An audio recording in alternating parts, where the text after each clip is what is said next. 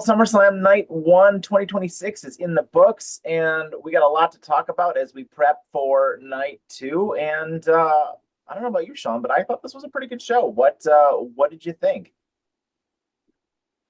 Much like a knowing Randall Keith Orton wink at the crowd in the camera, I think that it was an unexpectedly entertaining night one of a PLE. I mean, I said in advance that the problem with SummerSlam was not going to be the in-ring action.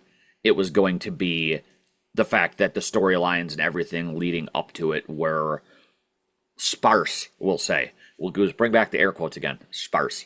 But overall, I enjoyed night one. I mean, out of all the matches, I think there was only one that I wasn't super happy with. But I think, obviously, much like Cody Rhodes says, what do you want to talk about? Yeah, let's get right into it. And I think actually there was a reason for that one match not being ideal. But well, like I said, we'll talk about it. So with that, guys, welcome to the 716 Sports Entertainment Podcast, SummerSlam 2026 edition. I'm your host, Mike, joined by Mr. Real Deal and Real Deal. So we opened up the show with Liv Morgan versus Io Sky for the WWE Women's Championship. And to, I think, everybody's surprise, saw Liv Morgan retain. This was a good match. I liked it. I liked a lot of it.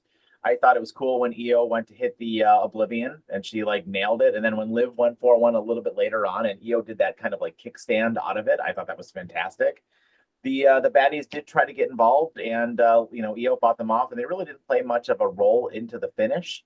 But ultimately a clean win for Liv Morgan and I gotta think Stephanie Becerra is going to show up tomorrow. Like with 100% certainty, Stephanie Becerra is going to show up tomorrow, and I think that's just going to be the program going forward. Or I don't know, maybe something with Roxanne because both of them, her and Raquel, are holding titles now. I still would like Raquel or Roxanne to be the one to beat her, but yeah, I think it's imminent that Stephanie Becerra is coming back. So first of all, congrats to Liv Morgan on retaining her championship in what feels like her first title defense in forever. Right? And it's crazy what Liv Morgan can do in the ring when you actually see her wrestle. I mean, what was the last time we saw her compete and defend her title? Like WrestleMania? I mean, did she win the title at WrestleMania? Yes. And it's crazy that she hasn't defended it before this. But I think that, like I said, this match going into it, it kind of surprised me that it was the first match on the card. I was not expecting that. But I guess when you have two free matches per ESPN and WWE's typical bullshit, I think that this was an okay one to put there. Io gave us everything we expected out of her in the ring. And like you just mentioned, you and I were talking about it after we watched night one. There's only two routes that I could see them going for Liv retaining here. And first of all, everybody I think was surprised because I think most people predicted Io to win. But We did. A, I don't know where Io goes from here. And B, as far as Liv goes, we either are going to see, like you said, the imminent return of Stephanie Vicker, who is, from what everything I hear, healthy and ready to come back. And the other option is, like you and I talked about, I think that you can tell the story and you could probably incorporate both Io and Stephanie Vicker into it to building up Roxanne as the one to go up against Liv and take the title off of her. Go with the storyline, like you mentioned, of, oh, well, Liv and Raquel both have titles now. Have Roxanne either get jealous of them or get tired of them antagonizing her about not having a belt and potentially get a face turn from Roxanne. I know a lot of people prefer her as a heel, but she can play a pretty good face too. We saw it in the past. It'll be interesting to see where they go with the decision to put Liv over and retain here. I think the match itself, though, was very good. Yeah, I agree with you. I was surprised that Io didn't win. I think you just slot Io into Money in the Bank. I think that that's pretty easy, given that's about what 6-7 weeks from now. So Yeah, I slot Io into that, and then I don't know. I think the women's War Games match, if we're looking booking that far out, is probably going to be like the Jade Brigade versus like the Charlotte Brigade. And I think, like, I honestly am of the mind they're going to hold that match until WrestleMania at this Charlotte's point. cronies. No, I mean the Charlotte Jade one-on-one match. I think that is going to get held until WrestleMania. I really do. That's a long No, time to I do know. that. But, like, you know, they'll both be trying to get into Money in the Bank. They're both gonna, um, maybe Charlotte wins the title tonight. Um, I think it's going to be a War Games. I think that makes the most sense for a women's War Games match right about now. And if neither one of them is championed by the Rumble, one eliminates the other from the Royal Rumble, and then yeah, that's your WrestleMania match. I mean, you got like almost all of your big PLEs accounted for between now and then. So yeah, I don't love that this is just going to be the direction that they're going to take these two characters, but I guess at least they have something to do for the next 8 months here until October or Yeah. till April. I'm sorry. So yeah, but I'm fine with it. And yeah, EO into Money in the Bank makes a lot of sense. And then I kind of just keep her around the title picture. Maybe she has a number one contenders match with Stephanie Becker if she doesn't make it to Money in the Bank. You could do a lot of things with EO. I don't think EO's time around the title is done. I think EO will win the title again at some point. I really with the way they've been booking Liv, I'm shocked that they had her go over. Yeah. Yeah. I think that was one of the that honestly is the biggest surprise for me coming out of no one of SummerSlam was Liv winning. Everything else I think was pretty predictable. I don't think Yeah, predictable is the right word, but even some of the stuff that happened during these matches was surprisingly predictable. yeah. So that takes us to the next match, which I was very worried about going into this match. I was thinking WWE was going to do the wrong thing here and book this one incorrectly, but alas, they did the right thing. And this saw Solo Sikoa, Royce Keys, and Southern California Knight defeat the Usos and Jacob Fatu in a Gears of War themed hell of a match. Spectacular match. I loved this match. I thought it was one of the better matches on the card of the first night. I thought the in-ring wrestling was great. Everybody played their part well. I loved when I loved when Solo did the thing. It was like run it back and did the thing. I was dying when he did that. But the standout star here, even though excuse me, even though Los Angeles Knight got the pin on Jay, which was the right thing, the right way to end this after he hit him with a BFT when Solo, attempted to Solo blocked off the 1D by hitting the Samoan spike on Jimmy. I liked very, very much that Solo was just he was the front and center man of this whole match. And I thought it's going to be very interesting to see where they go with this now, right? Because like had the bloodline just won, you kind of just bury all of these guys, right? Solo needed to win here. Mm-hmm. Solo and Los Angeles Knight needed to win here. He can go on to a feud with Roman, assuming Roman is going to win here. Hell, if you keep building Solo up the right way, it would be cool to see Solo beat Roman. So you've got like a lot of different things you can do here. I know we were just talking about the War Games match, and I know November is still a few months away here, but Solo with the briefcase would be cool. Los Angeles Knight with the briefcase would be cool. And we are almost certainly going to have this group and probably a Seth Rollins versus the Bloodline for War Games in November. So I kind of feel like the rest of the year is booked out for a lot of these characters.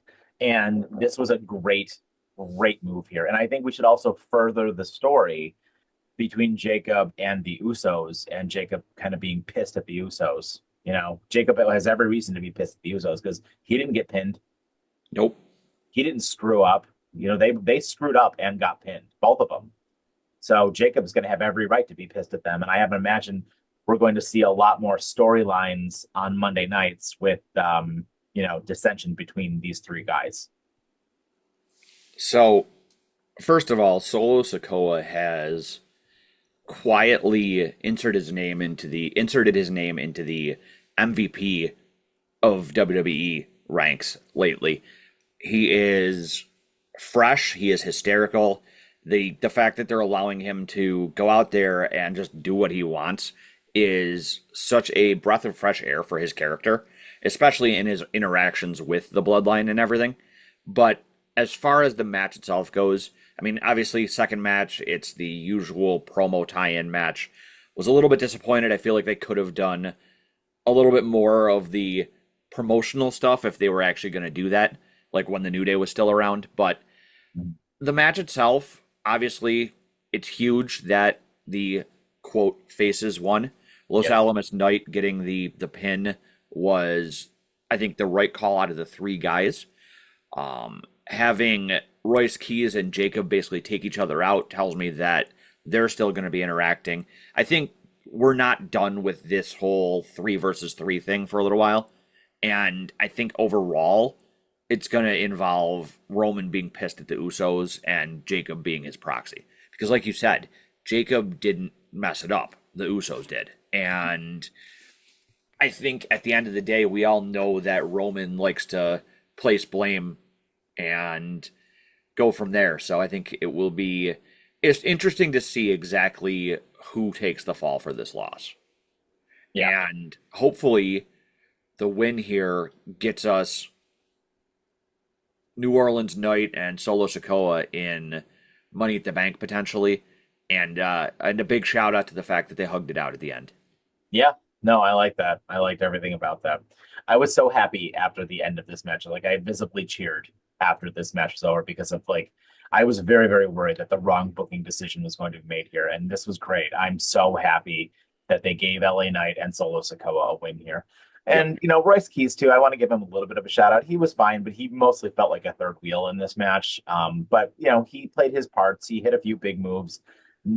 He had one spot where he was on the top rope and he like tossed, I think it was Jimmy around his like waist and like Mm-hmm. slammed him from the second rope all the way like halfway across the ring. I thought that was a really cool spot and like it just showcased his strength. So I think everybody kind of got a chance to shine here, and I liked everything about this match. Yeah, no, it's 100% agree. This match was way better and way more fun than it had any right to be. But we really should have given them more credit because all the guys in the ring here were incredibly talented. Yeah. I mean, except Jey Uso, but that's besides the point. Out of breath by the time he gets to the ring. The fact that Solo had to run it back since Jey couldn't because he was too out of breath was just, that was the icing on the cake for me. I mean, yeet. Next, we saw Gunther versus Nick Aldis in a kind of a blood feud kind of match, and it was Nick Aldis's first in-ring match in WWE.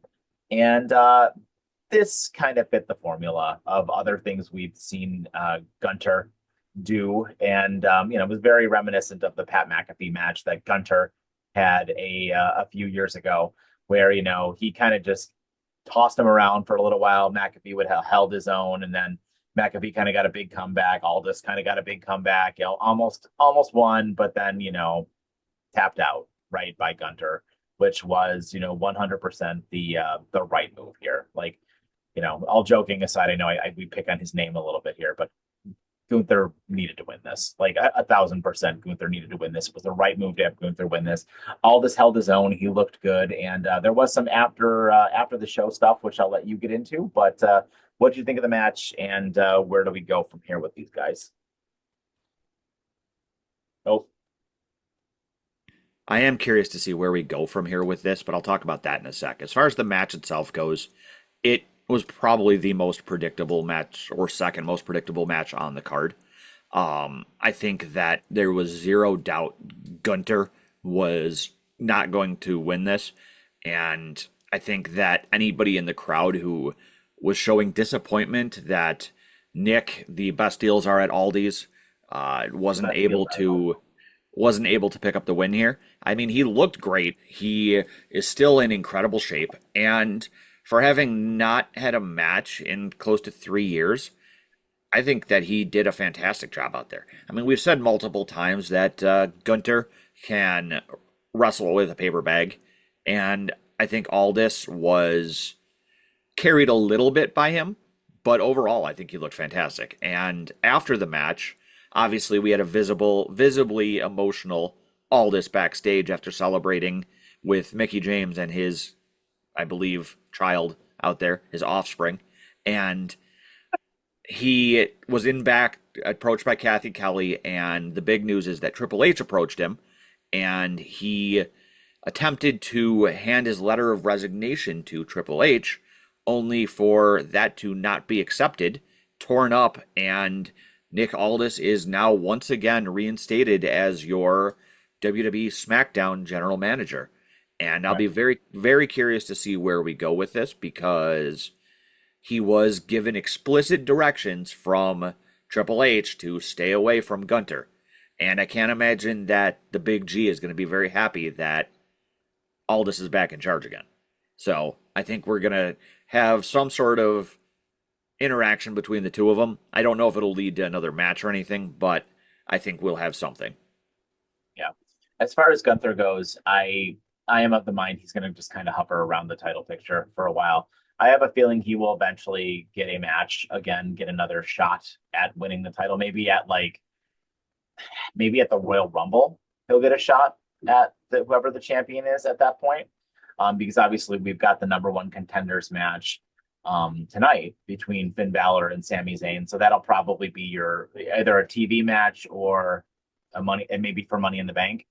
And then I'm sure I'm sure then we'll probably have something set up for the fall. But I got to imagine that Gunther will get another crack at the title, and frankly, he should win. Like Gunther should probably be the champion for a little while, maybe not forever, because I have a feeling that the Cody Punk match number two will probably happen again at WrestleMania next April.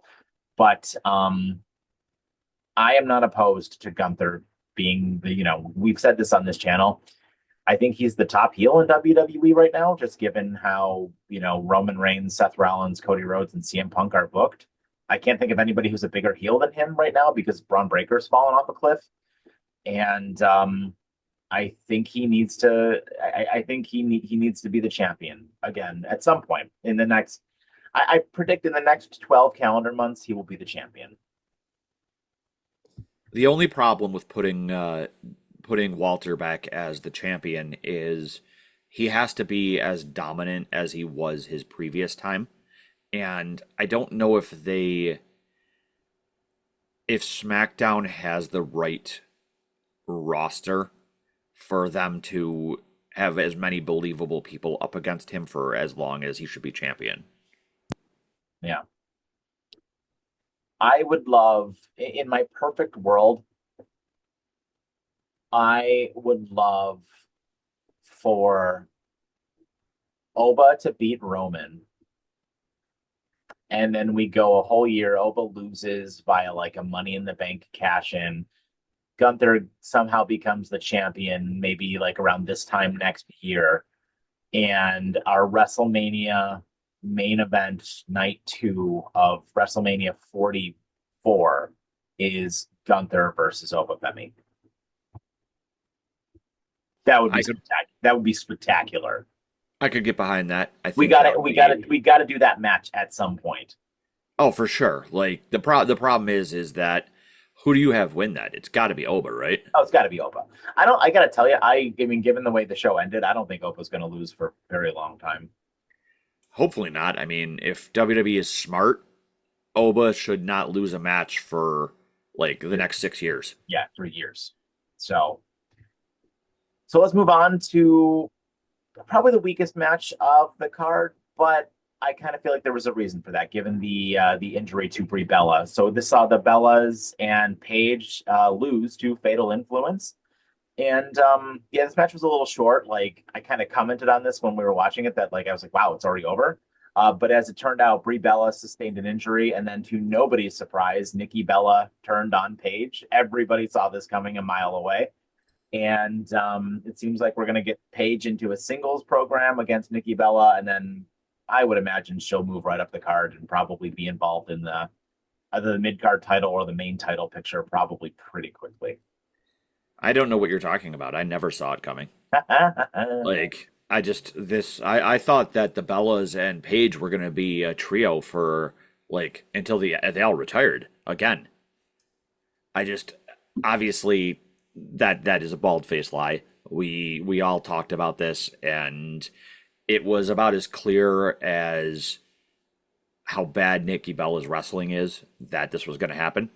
And I think that the match ending up being shorter was probably for the best.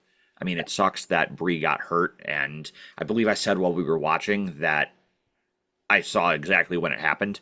It looked like it was when she was propped against the stairs and JC Jane hit her with like a crossbody. And based on what Triple H said after the fact, it sounds like it was potentially a serious shoulder injury. They did have to take her to a local medical facility Local medical in facility. WWE jargon. So best wishes to her, especially given the fact that she couldn't join in on the post match beatdown on my girl Paige. But I have to think going forward, Fatal Influence is obviously having them go over here. They're the top women's heel group over there. Yep. I think even more so that they should be than the Jade Brigade. And I think that them holding the women's titles, I think that JC Jane needs to get a title of her own and have them just run wild. And then let's get Paige into an actual true singles feud post Nikki Bella. Yeah.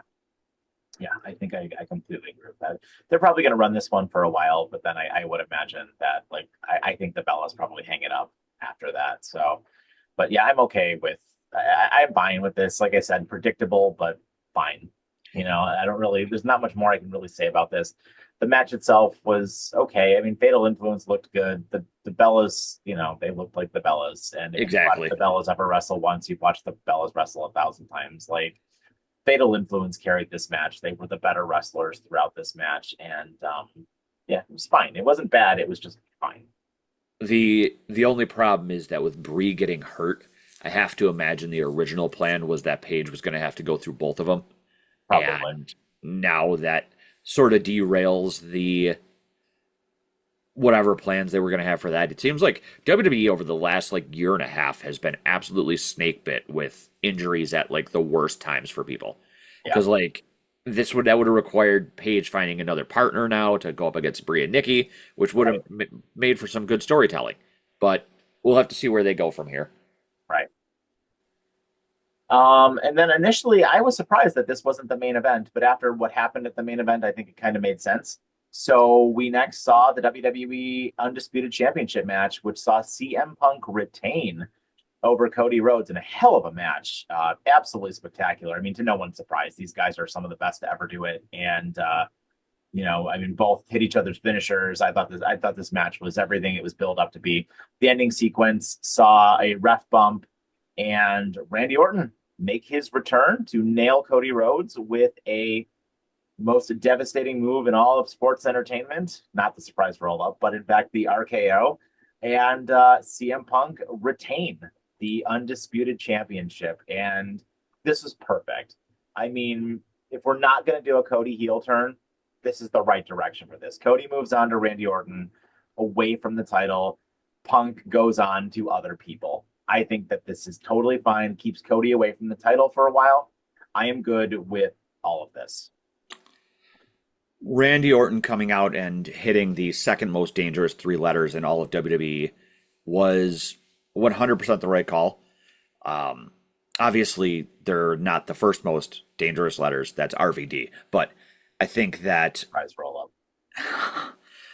if you're not gonna do the Cody Rhodes heel turn, especially with the way he was wrestling during the match, because there were several points where not only did he come out in a little bit more heelish looking themed Guile gear with Like that with that really cool helmet with the Guile hair, but he it was definitely doing some heelish type tactics.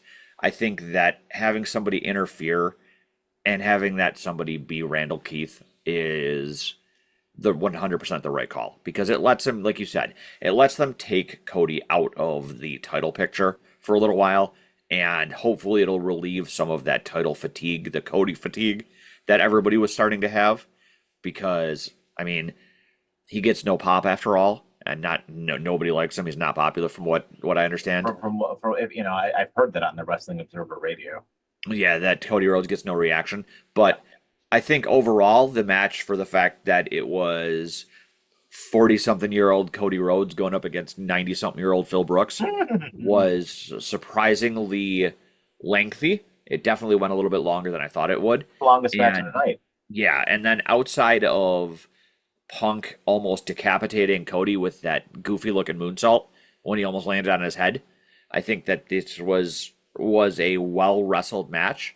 I think the story they told in it was great, with Punk, his leg being isolated. I put the quotes in the wrong spot there, but his leg being isolated and working throughout the match and having Cody not just focus on it, but then Punk showing the damage was very well done, because a lot of times we see in WWE where wrestlers take damage to themselves and forget that they're hurt.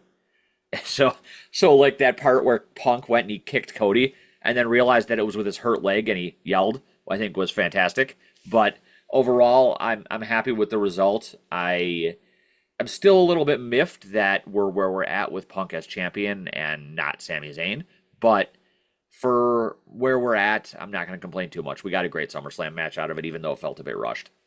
Yeah, and also shout out to Punk for jumping off the top rope onto the announce table. I was like, don't do it, don't do it, don't do it. I And mean, other than the fact that he landed directly on his feet and could have suffered a patella injury, as Michael Cole said during commentary, I think that obviously that was incredibly dangerous. And shout out to Michael Cole for studying his anatomy calendar instead of his word of the day calendar this week. Michael Cole was the MVP of the whole night. MVP. And then this took us to the main event. And one thing I want to actually say, surprisingly, maybe it's because I'm getting used to it a little bit, but the commercials didn't annoy me that much this time around. I recall at WrestleMania, the commercials really annoyed me. They didn't annoy me that much. I think they were fine. They didn't interfere in the matches at all. Yeah, some of the product placement got under my skin a little bit, but I guess that's just to be expected at this point. And maybe I'm just used to it now, but I really wasn't that annoyed by the product placement or the commercials this time around. I think it was more so the case of the commercials weren't like as long as they have been in the past.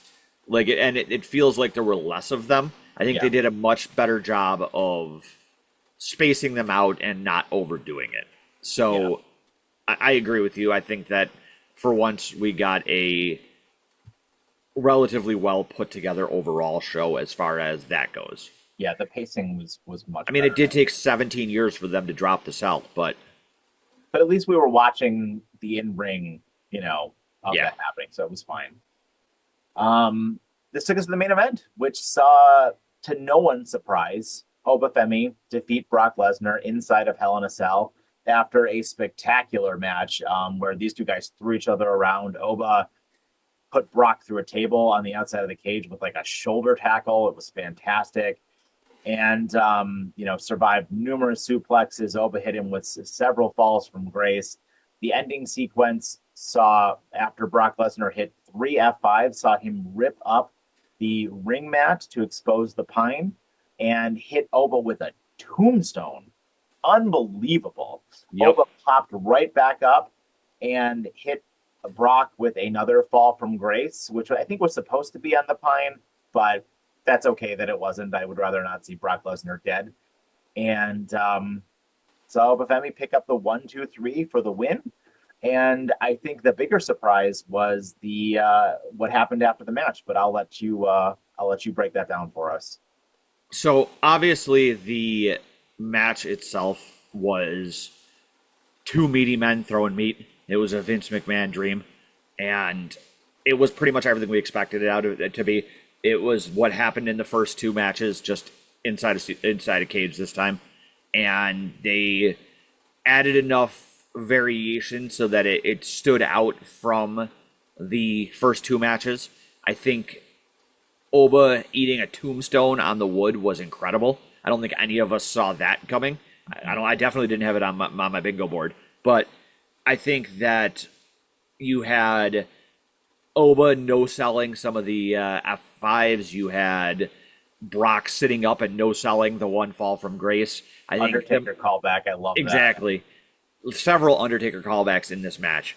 And honestly, I'm surprised that he didn't retire afterwards just based off of that. But I think that afterwards, once Oba got the clean win, the fact that Big Bork came back in the ring and not only shook Oba's hand, gave him a hug, raised his arm, demanded a mic, which is something you don't see Brock Lesnar ever do, No. and not only gave Oba his flowers for winning, but admitted that he was WWE's past and that Oba was the future. And I don't think I could think of any more of a ringing endorsement from anybody outside of maybe John Cena or Undertaker than somebody could get than what Oba Femi got last night. I think that WWE has the opportunity here to not just make the next Brock Lesnar, but I think make someone bigger than Brock Lesnar.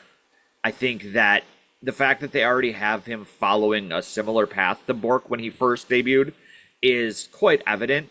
And I think anything less than Femi coming out either after the main event tonight and destroying Roman or on Raw tomorrow and destroying Roman would be a huge mistake. I think that Be a missed opportunity. I think they have lightning in a bottle right here with how over Oba is. And like I said, the endorsement and everything. I think that they need to take advantage of it. And hopefully, everyone likes to say Triple H is this great booking mind. Hopefully, he steps in here and does the right thing. Yeah, completely with you 100%. I thought the ending sequence was spectacular. I am stunned that Brock did that. And yeah, I mean, you catapult this guy to the moon. He's the biggest star in your company right now. I mean, like, I think I put him on par with Roman Reigns right now. He is so over with the live crowd. And I mean, you you can catapult this guy to superstardom. Like, I mean, on the level of any of your top guys, and he's in he's what, 24. I mean, you've got this guy locked up for another 15 years of being your top guy. I mean, let's get it done. Yeah, it's they have the opportunity here to cement their biggest future main eventer for years to come. Yep. Yeah, absolutely. So yeah, spectacular ending. I loved everything about it. And that was SummerSlam Night 1. And what was your final rating for the show? I give it an A, just solely based on the wrestling aspect of everything. It is 100% an A in my book. I think it was exciting. I think everything lived up to what I wanted for the most part, other than Liv winning, and I thoroughly enjoyed everything that it went on. I'm looking forward to today. I'm hoping that we see some more victories for me, but it'll be interesting to see if it lives up to night one. Yep. Yeah, I'm completely with you. I mean, honestly, I thought the show was spectacular. I know and I don't want to judge the show based on what led up to the show and what got the matches, to where they were. But this show in a box, I thought was a great show. It was one of the better shows WWE has put on in a while. The in-ring work was fantastic, as it always is. And yeah, I'm very much looking forward to tonight, and I think it's going to be a spectacular show. So with that, my final rating for the show is You're the Past, I'm the Future out of 5. And yeah, let's go. SummerSlam Night 2 coming up tonight at 6 o'clock. And let's get it down. We're gonna have another review for you guys where we will break down night 2 and the whole show, probably coming to you guys tomorrow. So we look forward to that. And with that, I have been Mike, joined by Mr. Real Deal. Have yourselves a fantastic day. Enjoy SummerSlam and take care.